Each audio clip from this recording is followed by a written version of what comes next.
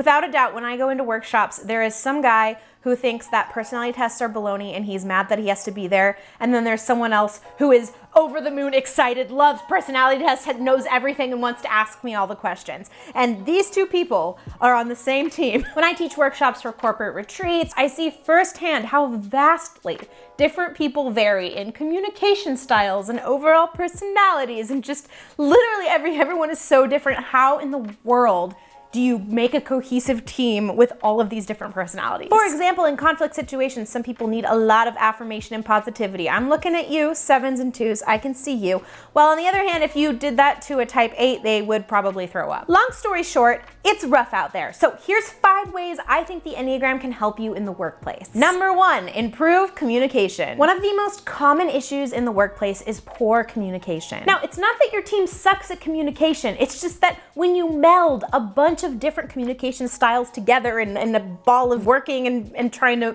get things done, it's gonna get messy and it's gonna be hard. If you're discussing an issue with an Enneagram type 2, you need to use the sandwich method. If you haven't heard of it, it's affirmation, the issue at hand, and then another affirmation. So you kind of cushion things, you make them feel valued, you make them feel loved, and then you also address the issue within that conversation. However, if you're talking about an issue with a type 1, you're gonna wanna stick to the facts. Don't bring in emotions. Also, they're a type that really needs clear structure in conversations. Before you even sit down, you need to tell them what this conversation is about so that they can prepare for it. By identifying their Enneagram type and the Enneagram types of their coworkers, your team can communicate more effectively and avoid misunderstandings. Number 2, managing weaknesses. The difference between typing systems like Myers-Briggs or StrengthsFinder is the Enneagram looks at your weaknesses and it says, hey, how can we use the knowledge of your not so pretty traits, the traits that kind of make you cringe inside, and how can we improve upon them? Number 3, deepen empathy. By providing a framework for the different ways that people see and understand the world, the Enneagram just naturally invites empathy and understanding into the workplace. For example, when we learn why type 1 Bob is such a stickler for rules and regulations, we can have some compassion and understanding when he comes to us about a misspelling or a grammatical error or something that is like pretty nitpicky, that is wrong. We'll have a better empathy towards him as we're managing that issue. Also, knowing that Carol, who is a type 5, needs a lot of recharging time because she is a hardcore introvert, that can help you manage social situations where you're like, hey Carol, you wanna go out for drinks after work?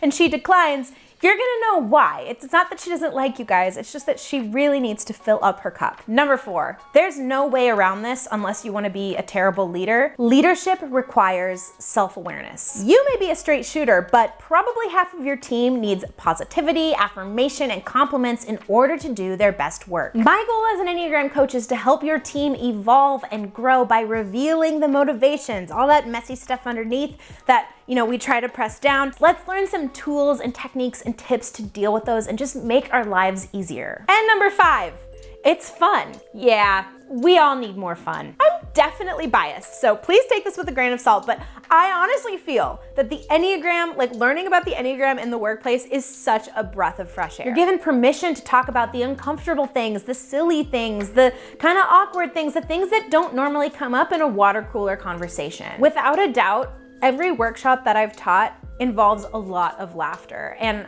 yeah, I show some funny videos and stuff, but really the laughter comes from other people. It's people realizing things about themselves and laughing at it and not taking themselves so seriously. It's coworkers being like, oh my God, Janet, you do that. And then everyone laughing or sharing stories like that. To me, that is gold. And that is just when everything really starts to click and come together.